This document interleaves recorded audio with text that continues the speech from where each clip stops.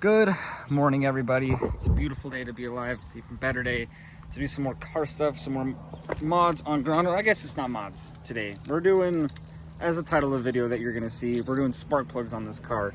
And you might be wondering, do you really have to pull the engine to do spark plugs on a Subaru? The answer is yes and also no.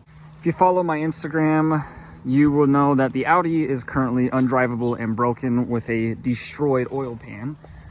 And we will go into that more in this video. I'll just explain it real quick in this video, but we're gonna be making another video on fixing it. But let's get you guys a cold start of Granda.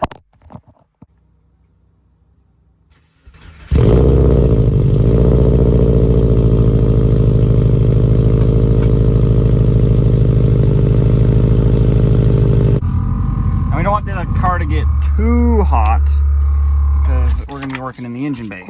So we're gonna shut her off. So yes, as I just mentioned, the Audi has a fully cracked oil pan. I'm ordering all the stuff to fix that. We'll go through that in another video on how to fix that and exactly everything that happened, so stay out for that. But in this video, as you saw, we're doing spark plugs on Granda. Now this is the second time I've had to do this. The first time being when I first swapped the car, the second time now being now. The plugs have about, I think, 8,500-ish miles on them, and with my pop tune and everything, I think they've been fouled, because sometimes under load the car will throw like a misfire code. The car's not like misfiring like something's wrong, but I just think the plugs need to be changed because this is a higher horsepower than factory Subaru with a tune and bolt-ons and everything. Because this is a Boxster motor, the plugs are on the side of the engine. Now what that means is the plugs are the heads of the motor, and the plugs and everything are right next to the frame rails. Now on this car, on the Foresters, the frame rails are actually skinnier than like the WRXs and STIs, because on my WRXs, I could do spark plugs without taking really much off. No problem. I might have to take the battery out, the intake off. That was really it. Now on this car, the passenger side, I can get to them totally easy. I can get the coil packs out and the spark plug out pretty damn easy. Driver's side, however, like I said, the frame rails on this car are closer together than the other cars. Cannot get them out on the driver's side, which means you have to take the motor mounts out. You have to jack the engine up and kind of out of the car, pretty much just out past the frame rail. If you can see, there's just not enough room between the frame rail right here and that coil pack for it to come out. So you just have to jack it up enough that we get enough room to pull the coil pack up and out over the frame rail. So looking at this, since I haven't done this forever and we're now front mount, have a bunch of different stuff, I'm gonna have to take this intercooler piping off from here, this intercooler piping off from here, probably take the intake off, steering reservoir off to get my hand down there. It's gonna be probably a pain in my honestly. Not really excited to do this. This car also has one step colder plugs in it, so what I'm also gonna do is we're gonna pull one of them out on the passenger side first. That's easy to get to, and then we're gonna go to O'Reilly's and grab the plugs and gap them correctly and match the gapping on them. Might be able to get enough room to that guy now. I don't even know, what's that? It's probably a 12mm. That was 10 times harder than I remember it being, just to get one plug out. So I feel like this is gonna be an all day thing. But if you look at the condition of the plug, it is good. Looks good. It's not too bad. So I'm gonna go see if O'Reilly has these in stock. These are what I run in my car. Iridiums LFR 7AIX. These are one-step colders. My O'Reilly's does not have these in stock, but one of the ones that is close to me has 8 of them in stock. So we're gonna go grab some. We have found our spark plugs. We got a gap setter. They said these are set to 0.032, and I'm going to grab the spark. Oh, where did I just put that setting? Dude, what the heck? Oh, what the? Oh. I just checked the gap on the plug we pulled out, and it looks to be pretty much exactly 0.32. So these, we'll just double check each one before we put them in to make sure they are set to 0.32, and we'll throw them in, but they should be automatically set to 0.32. See, good thing we checked, because this one's set to like 0.29. It needs to be 0.32. But this one's set to 0.32, pretty much. And we're just gonna check the rest of them. They were all set to the same, like 0.29, so we had to adjust them all a little bit, but now they're all set to 0.32, so now we just gotta finish pulling the motor mounts and jacking the engine out of the engine bay.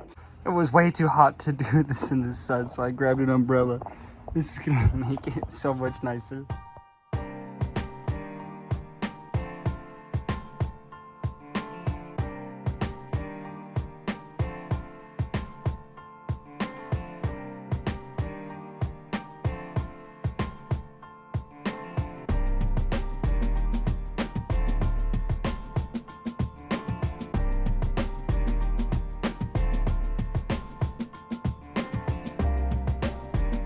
Check this out. I haven't made any progress because look at this. What in the freaking hell? I didn't do that. Why is that so round? I'm the one who put this motor in. I don't remember rounding off my motor mount.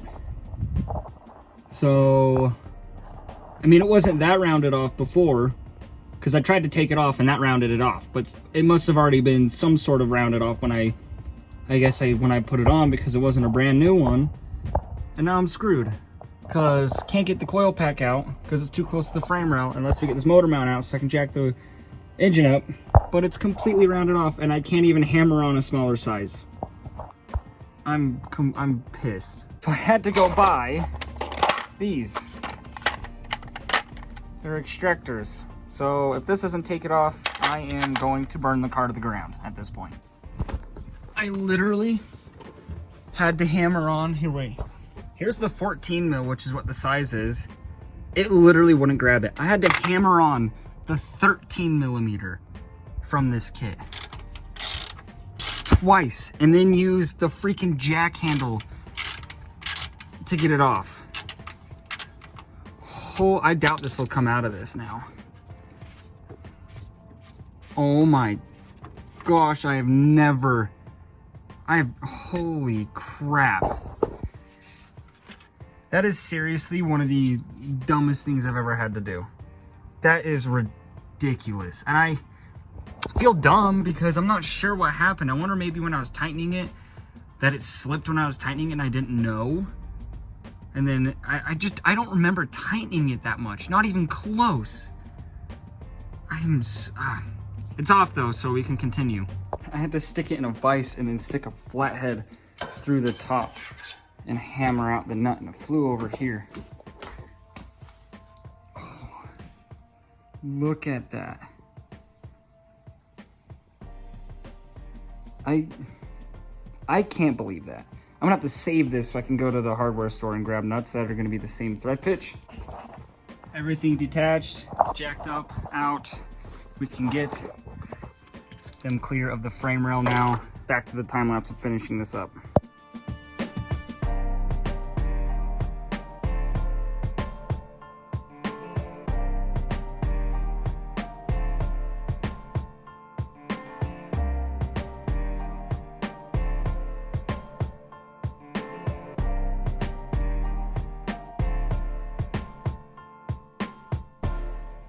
All right, something I noticed is that one that we pulled out, that first one we pulled out that said Japan on it, is the only one that says Japan on it. The rest of them all say NGK and then have the part number on them. See, NGK, this one says Japan. So I'm holding on to this one because that's cool. And we're all done. Everything's put back together. Check this out. We have a new, you know how sick I am of getting underneath this thing today. Got a new bolt or a new nut on there, so we should be chilling now. And time to see if we did this right. This is always nerve-wracking for me.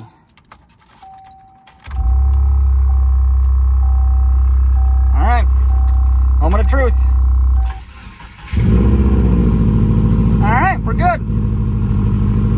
Honestly, wow, it actually sounds way cleaner. I wonder if you can tell on video. That sounds way smoother. Can you tell on video? Leave a comment down below. I can hear it. It sounds like it's idling smoother. That's trippy. Alrighty, test drive time with the new spark plugs. So far, so good. I am, no issues. The car seems to be, like I said, the car seems to be idling a lot better. And, oh, what was that? I just felt something weird.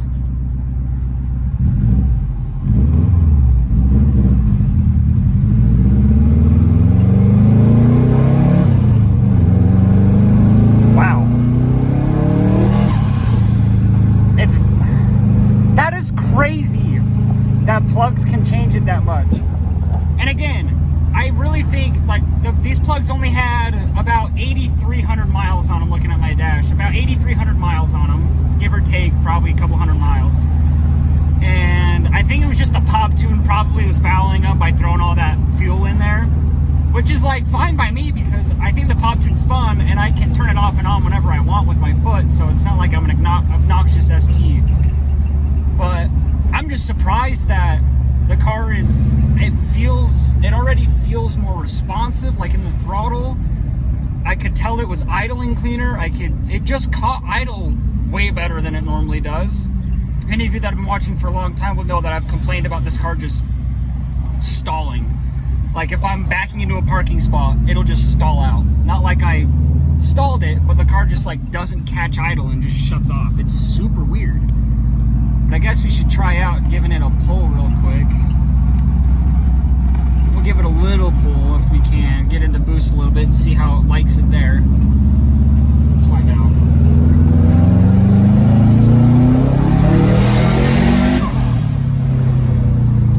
Feels pretty much the same. I'm still about 5 to 7 PSI low on boost, and I really think it's my HKS.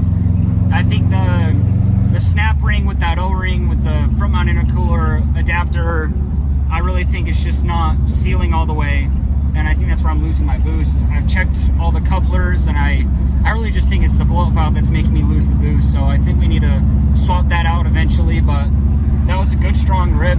I think next up is fixing the steering wheel not being straight from the last video, because this is bothering me.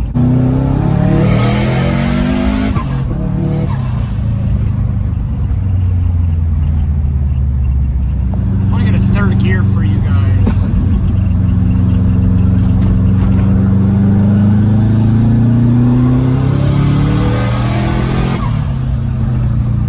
Yeah. She's liking it. And while we're sitting here, let's check this. The feedback knock I have net of 1.05. That's normal. That's just because the built-in internals are loud. It's the knock sensor picking up noises and vibrations inside the engine. What the fuck? This is Max a few days later. That last clip, everything I filmed after that just like got corrupted and nothing worked. So I was just editing right now, going through that. All those misfire codes, it was because I never reset my ECU after I got the misfire codes. So they've gone away now. And also if you saw there was a fuel pump primary circuit code on there, that's because I don't have a relay wired in line for my fuel pump, because when I key on, I want the fuel pump to continue priming, so I don't have to key off, key on, let it prime. The relay clicks and makes it stop priming. Then I gotta key off and key on again to let it prime again, because you want to prime it a couple times when you have a built motor like that. So I like not having the relay, that way I can let it prime for as long as I want before I start it, so that's why that's there. All the misfire codes are gone, everything's minty, car's running freaking great. Granda's doing so well. This is all just maintenance mods to get the car ready for IDT next weekend, so you guys stay tuned, because we are taking Granda on a road trip to a car show with all the homies. It's gonna be a freaking crazy vlog. Stay tuned for that next week. We got a bunch of vlogs coming out this next week as well. Before then, I even bought another car that you guys will see soon. I love you all for watching, and peace out, guys.